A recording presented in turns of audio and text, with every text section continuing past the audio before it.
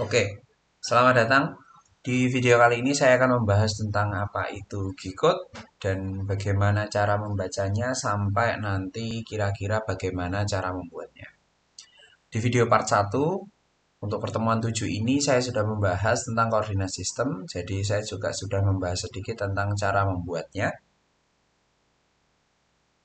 di Notepad. Jadi untuk G-code ini adalah code editornya itu bisa menggunakan Notepad, bisa menggunakan code editor yang lain. Kalau pengen advance ya pakai VS Code itu ya bisa-bisa aja, tetapi mungkin terlalu berlebihan karena di VS Code ini kan tidak bisa menggenerate posisi berdasarkan G-code gitu. Nah, jadi sebenarnya apa itu G-code? G-code adalah bahasa pemrograman yang bisa dibaca oleh mesin CNC. Se-advance apapun mesin CNC ini tidak bisa membaca Java misalnya. Mesin CNC ini tidak bisa membaca Python gitu. Tetapi mesin CNC ini biasanya diprogram bisa membaca G-code. Walaupun si mesin CNC ini diprogram menggunakan Python atau diprogram menggunakan C++ atau C Crash. Jadi memang untuk mesin ini, mesin CNC ini diberi kemampuan khusus, dia cuma bisa baca kode namanya G-code.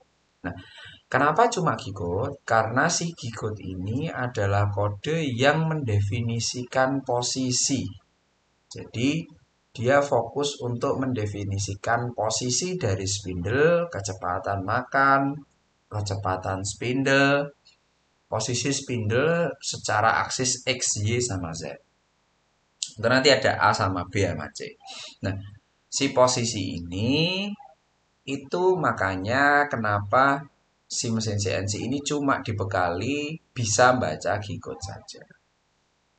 G-code itu sebenarnya singkatan dari geometric code ya. Geometric code berarti ya geometrik gitu. Jadi untuk ukuran secara metrik, secara geo. Geo ada berarti ada aksis X, Y sama Z. Terus nanti untuk susunan di dalam G-code itu nanti ada angka dan ada untuk hurufnya itu nanti terdefinisi di awal, jadi tidak boleh ditambahi. Misalnya di sini ada macam-macam nih, terus nanti tak tambahi C gitu, itu nggak kebaca. Atau biasanya malah error, biasanya G-code yang seperti itu. Nah, kodenya nanti urutannya adalah seperti ini. Pertama adalah N, habis itu ada G, X, Y, Z, aksis, F, speed rate, S, spindle, T, nomor tools, dan M itu tools lain di mesin.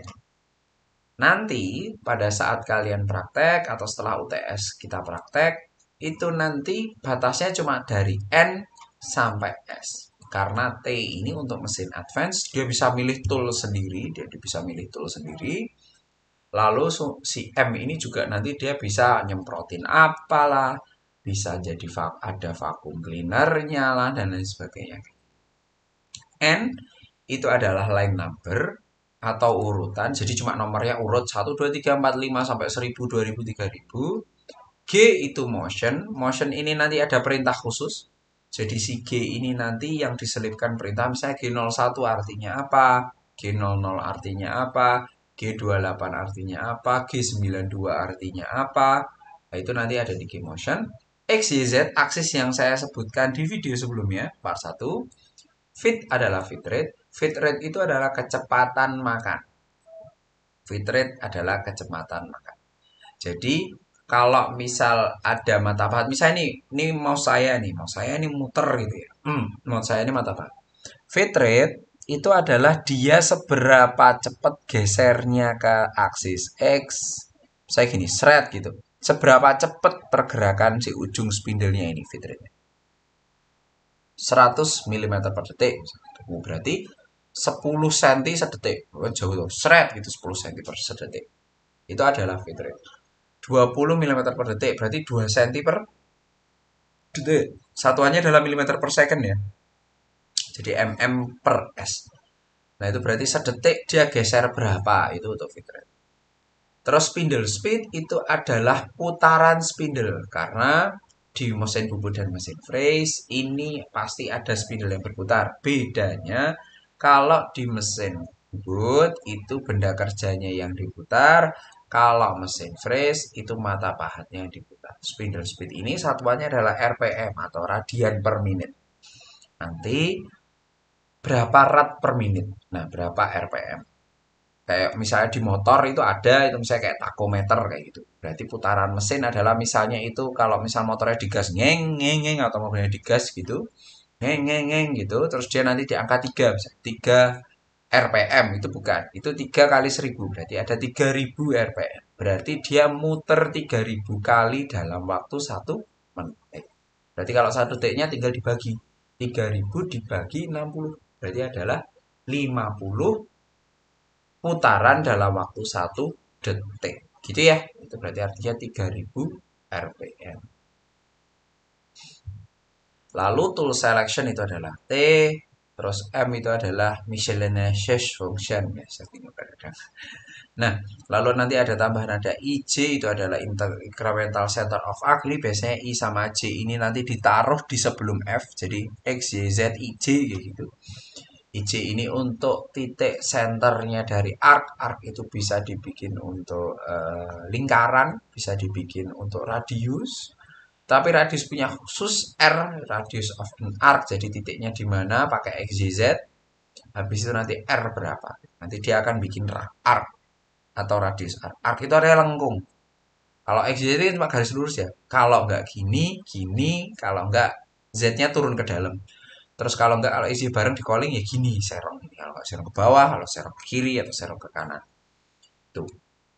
Terus untuk sebenarnya itu adalah untuk mendefinisikan motion atau pergerakan dan fungsinya itu dengan rumus G. Terus untuk mendeklarasi posisinya itu adalah menggunakan X, Y, Z. Untuk set value-nya itu kecepatannya berapa, spindle speed-nya berapa, itu ada di S. Untuk select item atau tool-nya itu nanti pakai T. Terus ada switch something, something ya pakai tanda petik, switch something off and on. Misalnya hidupin lampu itu juga bisa pakai M. Misalnya di situ ada lampu, terus nanti lampu itu bilangnya, oh lampu ini M10 gitu. Ya udah M10, kamu klik M10 nanti lampunya hidup. Terus nanti kamu klik apa kamu tulis lagi M10 lagi nanti lampunya mati.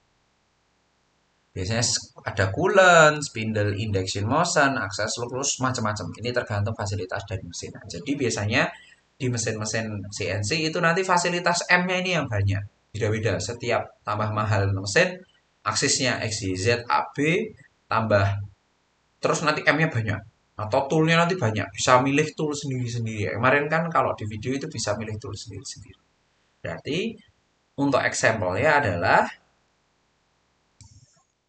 jadi untuk contohnya G01, X1, Y1, F20, T01, M03, S500 artinya G01 itu adalah linear feed move atau pergerakan secara linear lalu X1, Y1 pergerakan linear ke X1 dan Y1 habis itu F20 artinya dia bergerak 20 mm per detik lalu T01 artinya tool yang dipilih adalah tool nomor 1 apapun itu isinya jadi toolnya itu apapun isinya dia akan dipilih nomor 1 lalu M03 di sini itu nanti misalnya salah satu fasilitas misalnya coolant-nya dihidupkan lalu S500 adalah spindle speed-nya adalah 500 rpm jadi cara bacanya adalah seperti itu ya.